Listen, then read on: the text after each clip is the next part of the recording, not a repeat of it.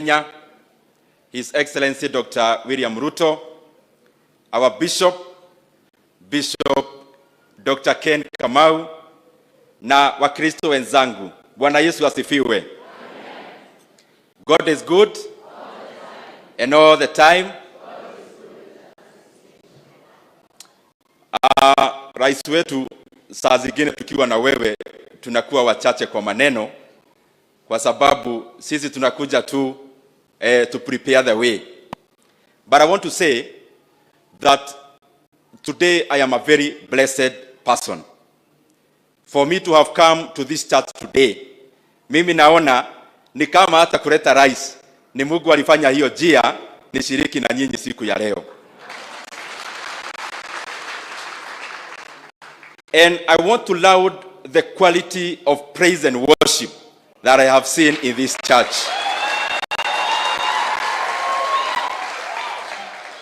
To be honest, leo nimekumbuka nikiwa CU High School na University, wakati tulikuwa tunaomba zaidi, kwa sababu the kind of quality and worship tumeshiriki nayo, it is touching the core of the heart. So to our teams who have led us, asanteni sana. You already did a lot of preaching before even the bishop came to conclude. Na mimi ningetaka niwatakie kila laheri hii kanisa. Nikikaa hapa chini, sijaona hii kanisa hii ambayo tuko hapa siku ya leo peke yake. I have also seen expansion of this revival church. And not just in terms of preaching. Mimi nimeona hata hii kanisa, nimeona pale kuna Look Up TV. I have seen even more. Bishop, I am sure you have capacity kulingana na ile favor Mungu amekupea of even establishing education institutions. As you are preaching here, mimi nikikuangalia nimeona mtu kama Bishop Oyedepo akipreach hapa. Ile maneno Mungu amemjalia akafanya pale Nigeria, nimeona pia wewe Mungu amekupea kibali ya kupeleka hii kanisa na ministry mbele. Ningetaka nitoe shukrani zangu za roho kwa wanadagoreti wote kwa kuchagua rais wetu. Tulikuja hapa siku mingi tukiomba kura, na unajua vile tumepokea sermon ya siku ya leo. Adui walikuwa wengi na adui walikuwa na nguvu mingi, lakini sisi kuwa hapa siku ya leo tukileta rais wetu akiwa rais, mimi naona ya kwamba ile sermon tumepata siku ya leo, we have a walking testimony in the name of our president. Na pia nawashukuru sana wanadagoreti. Unajua pale bunge tukienda, kwa sababu bunge ni kubwa sana, pia tuko na mirengo yetu na tuko na watu ambao roho zinaigiana. Na mimi kama niko na rafiki pale bunge ni huyu mheshimiwa KJ. Mimi nataka niwashukuru sana kwa kuchagua KJ, lakini mimi pia natoa onyo kidogo. Huyu KJ ni mwanakamati na chairman wa ICT yote ya Kenya pale bunge. Lakini mimi nataka nitume bishop. Ukiongea na KJ, unajua mimi nasaidia rais wetu kama chairman wa budget pale bunge. Uambie KJ aache kuja ananyakua budget yote ya nchi alete Dagoretti South. KJ iko other 289 constituencies. Tafadhali wacha kuchukua yote unaleta hapa, kwa sababu anakujanga juu ni rafiki. Tukiongea anataja barabara, tukiongea ananiambia rais hata hii amepitisha. I want to tell you, you have a very hardworking MP ambaye anawatetea na anawaletea maendeleo. Ya mwisho, rais wetu, mimi nashukuru Mungu nimepata nafasi ya kufanya kazi kwa karibu sana na wewe.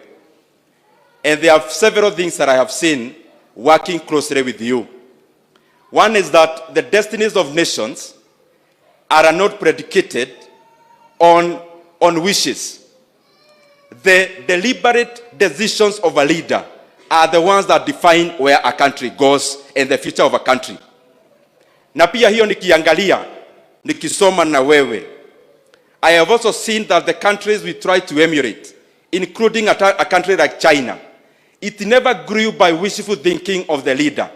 It grew by the deliberate policies, and especially of Deng Xiaoping from 1978, where he opened up China and came up with new policies. A country like South Korea also never grew on wish lists. It grew by deliberate policies of General Park, where he wanted to grow the economy of South Korea in what is called an export-led economy. And in fact, he established a committee to enhance the exports of South Korea. And in all the 19 years he was the leader of South Korea, he never missed any of the monthly meetings of that committee. Mr. President, when we took over, we had long meetings, including with the majority leader and our treasury. And the truth of the matter is that Kenya was in red. Kenya was in a cliff. Lakini wewe ukatueleza, hata tukiendelea kulalamika, hatujisaidii. Ukatuambia tukuje shati na tuingie kwa kazi. And out of that, Mr. President, and your wise, deliberate policies, Kenya is now not on the cliff again. You have been able to stabilize our economy. Mr. President, actually in this year of 2023, beyond the other problems we have in the economy, Kenya was actually the 29th fastest growing economy in the world. Mr. President, you have been able to work around our debt. You are no longer under distress. We are now able to fulfill our obligations, and we are almost taking off.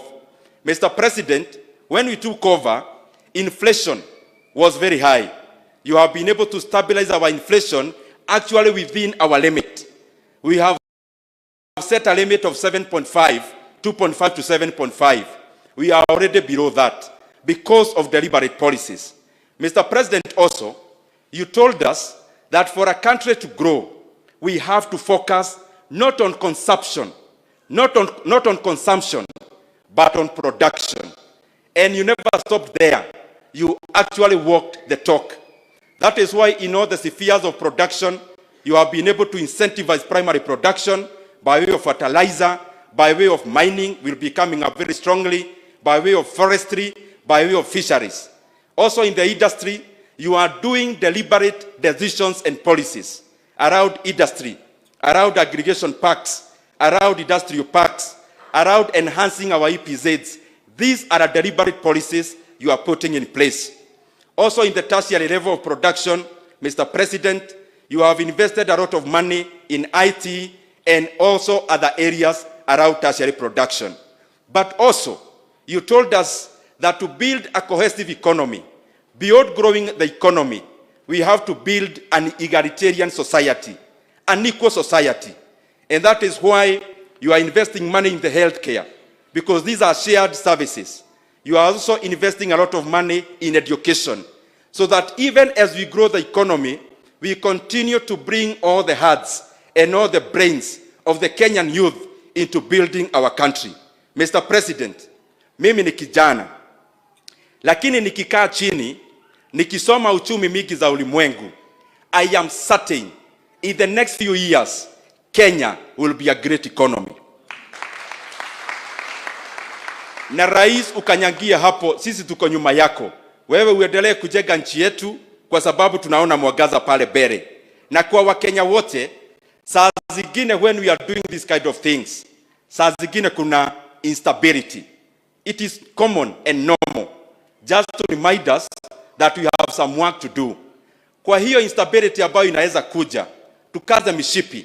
Kwa sababu mimi naona kama rais angekuwa mtu wa kujipenda, akuwe mtu tu ya kutaka kupigiwa makofi, ageigia kiti, aseme weka subsidy kwa mafuta, hata weka subsidy kwa unga, na tuendelee kukopa. Lakini within no time, Kenya would collapse. Lakini kwa sababu rais hajipendi, anataka Kenya ambayo iko na msingi.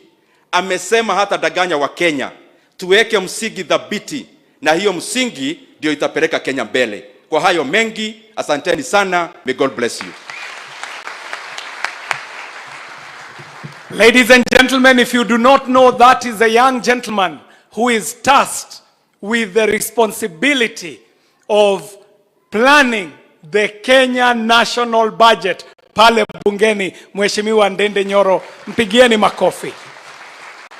Your Excellency, I want to bring right now the Deputy Governor of the City County of Nairobi, who is also representing our Governor, Governor Sakaja. Please, DG Mushiri, karibu.